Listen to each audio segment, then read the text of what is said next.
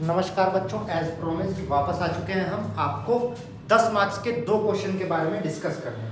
तो पहला क्वेश्चन जो आज का हम डिस्कस करने वाले हैं वो है डिटर्मिनेशन ऑफ पीएच।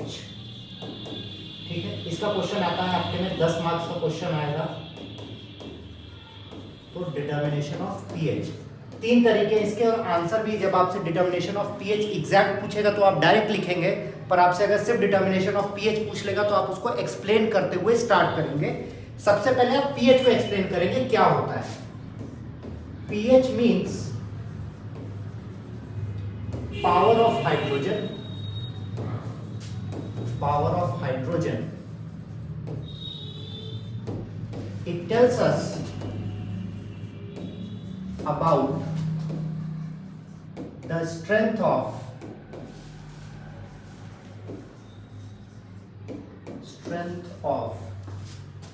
acid और बेस। तो ये सबसे पहली बात है जो आपको आंसर लिखते वक्त याद रखनी चाहिए कि अगर आपसे डायरेक्ट डिटर्मिनेशन ऑफ पीएच पूछेगा तो पहले आप पीएच को एक्सप्लेन करेंगे, क्योंकि लॉन्ग आंसर क्वेश्चन है ये, 10 मार्क्स क्वेश्चन ये जनरली आता है, तो आपको ये बात याद रखनी है। दूसरी बात जो आप लिखेंगे, पॉइंट वाइज लिख रहे हैं कलर्ड ताकि सुंदर लगे देखने में। PH scale was discovered by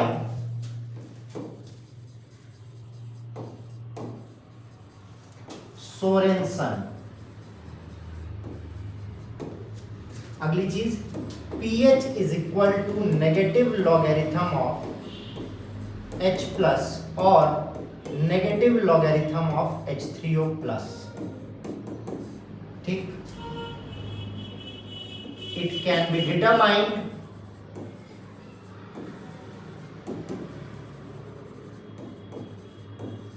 by 3 ways, land, water और एयर नहीं।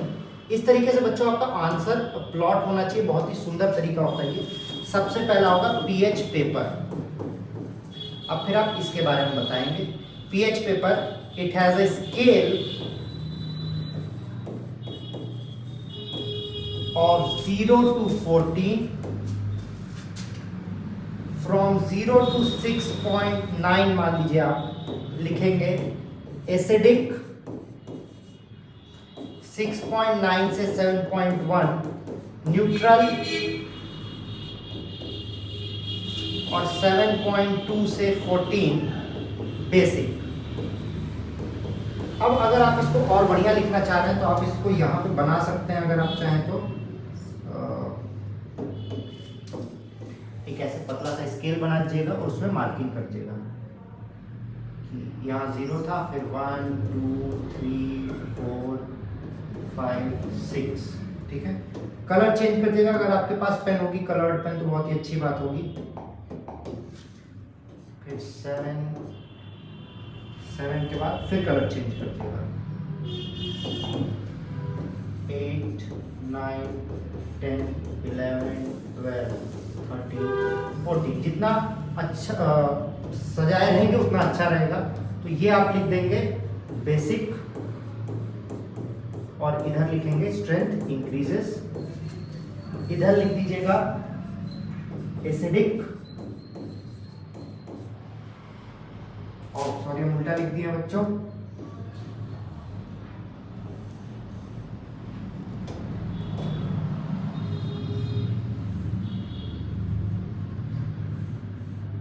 इधर आप लिख दीजिएगा एसिडिक, इधर लिख दीजिएगा बेसिक, और इधर लिख दीजिएगा स्ट्रेंथ। इधर इंक्रीज होगी, और ये जो बचा इसको लिख दीजिएगा न्यूट्रल। इस तरीके से आपका बहुत ही सुंदर सा आंसर तैयार हो जाता है कि डिटर्मिनेशन ऑफ पीएच का सबसे पहला तरीका है पीएच पेपर। दूसरा तरीका है इलेक्ट्रोमेरिक मेथड। देखिए दूसरा तरीका, ये हम पहले से एक सुंदर सा डायग्राम आपके लिए बना के रखे थे, क्योंकि आपको ज्यादा लंबा रुकना ना पड़े। अब देखिए इलेक्ट्रोमेरिक मेथड में क्या किया जाता है, हम एक नॉन सब्सटेंस लेते हैं जिसको हम यहाँ पे स्टैंडर्ड का नाम दिए हैं। स्टैंडर्ड क्या होता है, इस तरीके से आप लिखेंगे, ये डायग्राम जरूर बनाइएगा। स्टैंडर्ड सब्सटेंस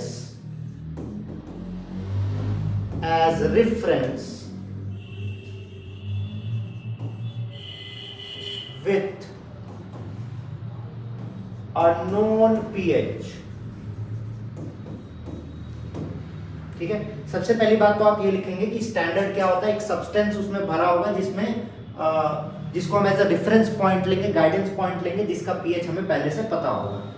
ठीक है, सॉरी कुछ गलती,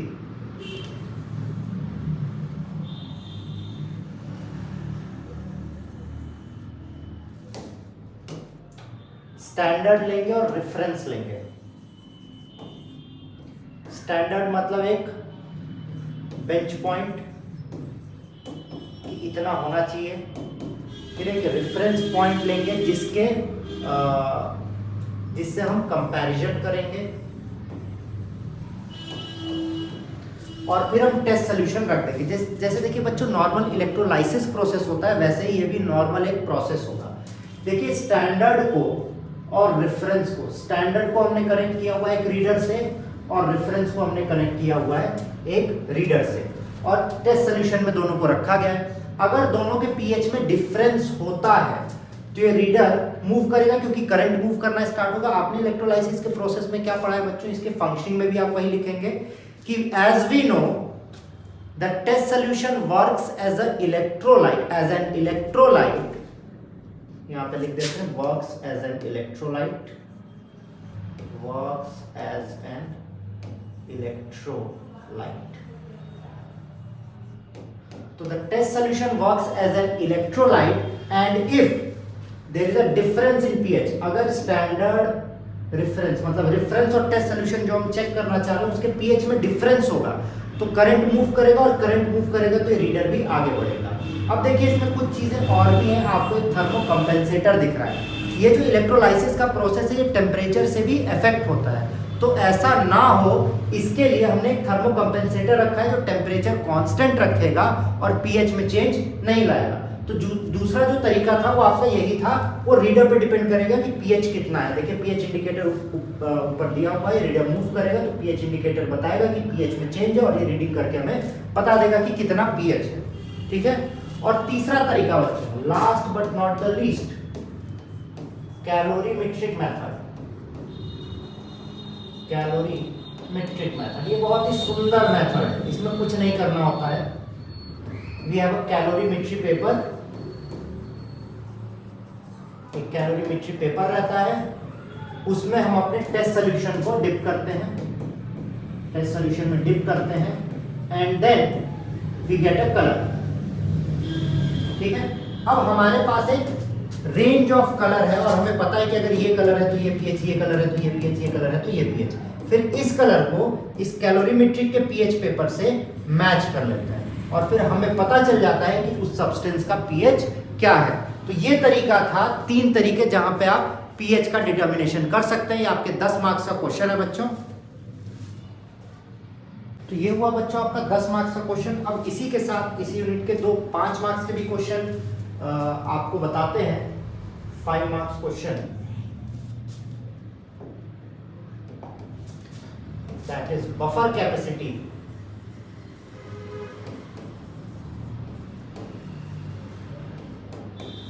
and its application।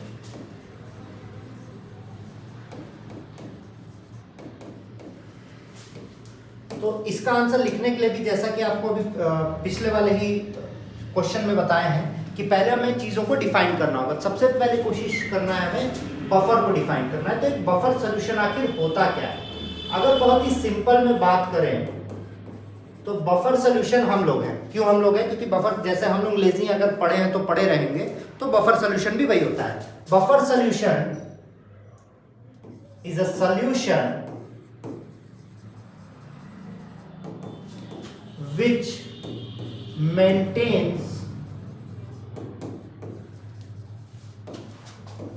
its constant pH,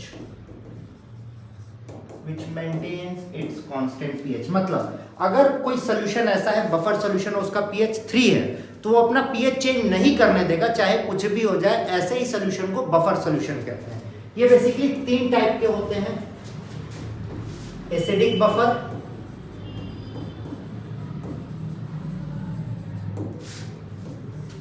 basic buffer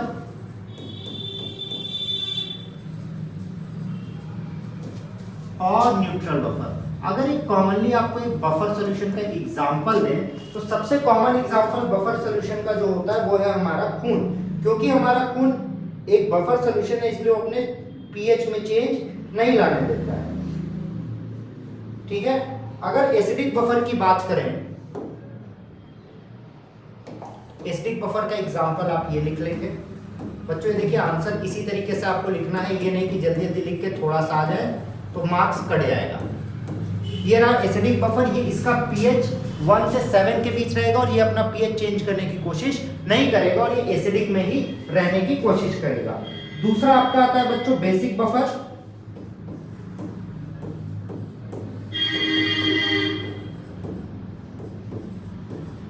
तो जैसे देखिए यहाँ पे एसिटिक एसिड है, यहाँ पे अमोनियम आयन है। अमोनियम आयन बेसिक नेचर का होता है और इसीलिए बेसिक बफर है। और last but not the least neutral buffer शायद बच्चों आपको नहीं पढ़ रहा है, ठीक है। तो अगला आता है, मतलब इसके बाद आप लिखेंगे बफर कैपेसिटी। क्या लिखेंगे? Buffer capacity.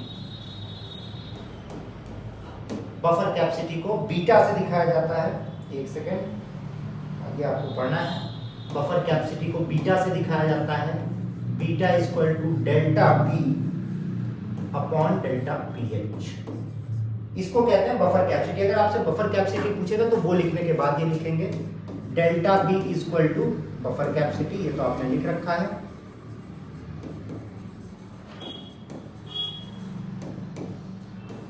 फिर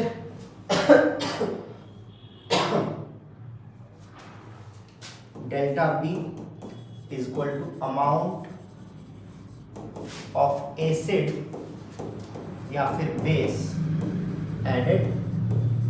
जैसे कि हम लोग लेजी हैं, हम लोग पढ़े हैं, नहीं हिलना चाह रहे, तो कितनी डांट, कितनी मिनिमम डांट दी जाएगी कि हम उठेंगे, साफ सफाई करना स्टार्ट करेंगे।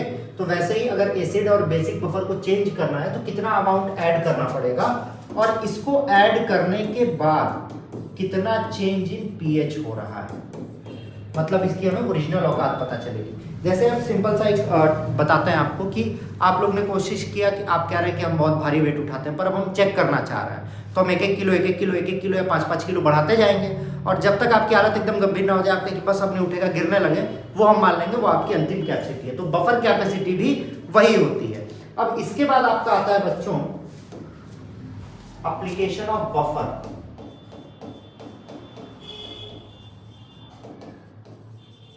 Application of buffer. अभी देखिए जो इलेक्ट्रोमेरिक मेथड हमने इस्तेमाल किया था वो इलेक्ट्रोमेरिक मेथड इसी पे था, क्योंकि वो अपना पीएच चेंज नहीं करना चाह रहा था, तो एक स्टैंडर्ड और रेफरेंस हमने रखा हुआ था। तो एप्लीकेशन ऑफ बफर की अगर बच्चों बात करते हैं तो बहुत ज्यादा इंपॉर्टेंट है। पहला क्या है? सॉल्युबिलिटी कंट्रोल की जाती है इससे। Solubility can be controlled. ये अलग क्वेश्चन है बच्चों, ये भी 5 मार्क्स का आता है। Solubility can be controlled by using a buffer solution.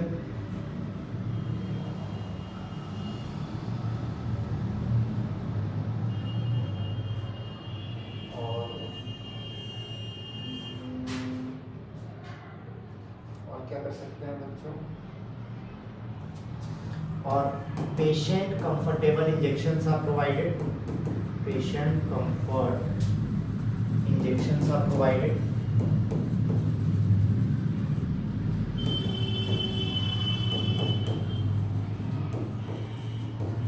ताकि हम एक स्टेबल सॉल्यूशन बना सकें और फिर हम उसका इस्तेमाल करें।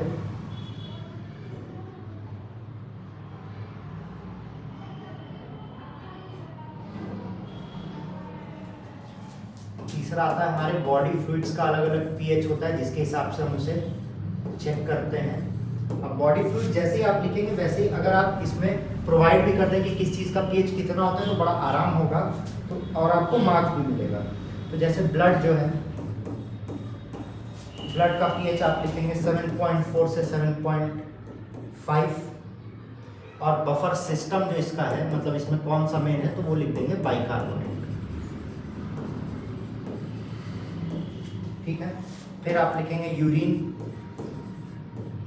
यूरिन का 4.5 से 8 तक वेरी करता है और इसका बफर सिस्टम है फॉस्फेट। फिर इसके बाद आपका आता है इंटरस्टिशियल फ्लूइड्स। इंटरस्टिशियल फ्लूइड, इसके पीएच की बात करेंगे तो 7.2 से 7.4 तक इसका पीएच आएगा और इसका भी बफर सिस्टम बाइकार्बोनेट का होता है। ये आपको याद करना पड़ेगा, ये आप देंगे तो आपको एक्स्ट्रा मार्क्स मिल सकता है। और इंटरसेलुलर फ्लूइड्स, इंट्रासेलुलर फ्लूइड्स, इसका 6.5 से 6.9 पीएच होता है। इसका buffer system protein and phosphate का होता है। Protein and phosphate. तो यहाँ पे खत्म होता है बच्चों ये भी आपका क्वेश्चन। तो आज हमने डिस्कस किया 10 मार्क्स का एक क्वेश्चन, 5 मार्क्स का एक क्वेश्चन और 5 मार्क्स का एक क्वेश्चन। मिलते हैं आपसे अगले वीडियो में। लाइक शेयर सब्सक्राइब करना बिल्कुल भी नहीं भूलिएगा। जय श्री राम, बाय बाय।